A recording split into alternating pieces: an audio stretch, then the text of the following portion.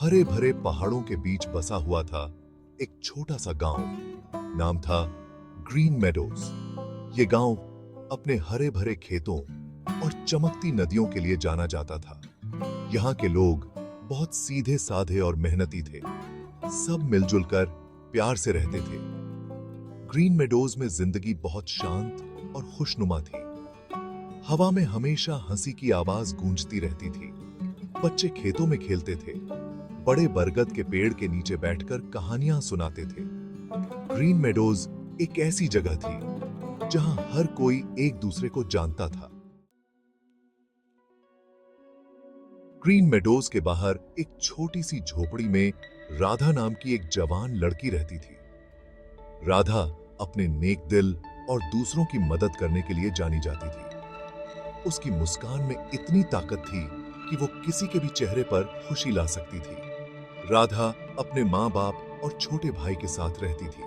वो अपनी माँ का घर के कामों में हाथ बटाती थी और अपने पिता की खेतों में मदद करती थी। जिंदगी सादी थी लेकिन संतोष से भरी हुई थी। एक दिन राधा की दादी ने उसे अपने पास बुलाया। वो उसे अपने परिवार की एक अनमोल चीज के बारे में बताना चाहती थी। एक खूबसूरत गुलाबी साड़ी। ये कोई आम साड़ी नहीं थी। कहा जाता था कि इस साड़ी में जादुई शक्तियां थीं जो पीढ़ी दर पीढ़ी चली आ रही थीं। किंवदंती थी कि यह साड़ी पहनने वाले के लिए गुड फॉर्चून और समृद्धि लाती थी। जरूरत पड़ने पर यह मनोकामनाएं भी पूरी कर सकती थी। हालांकि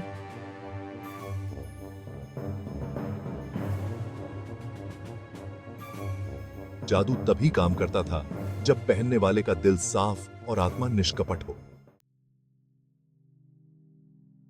उस रात राधा ने एक अजीब सपना देखा।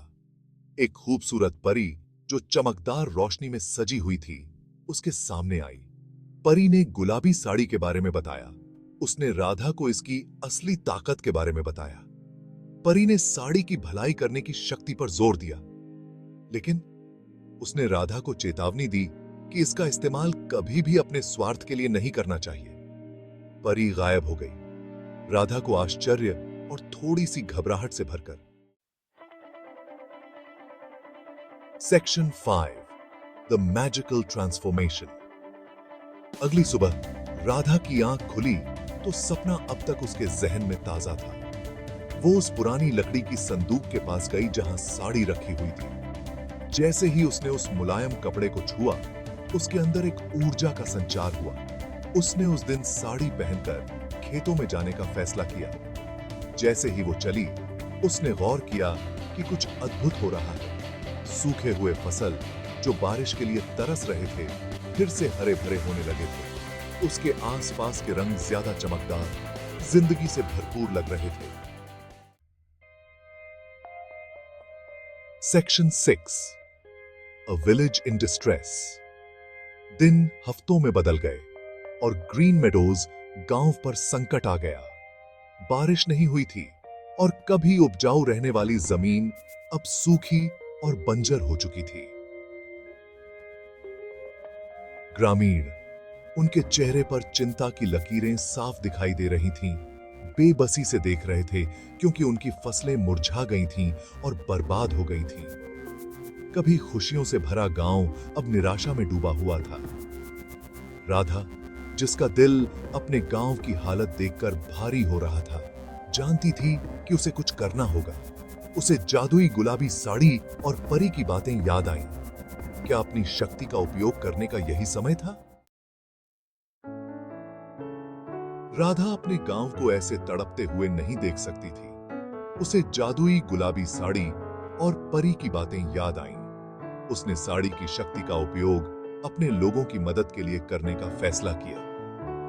एक सुबह उसने अपने दिल में प्रार्थना करते हुए गुलाबी साड़ी पहनी। वो सूखी, फटी हुई धरती पर निकली, जादुई साड़ी से ऊर्जा का अनुभव करते हुए।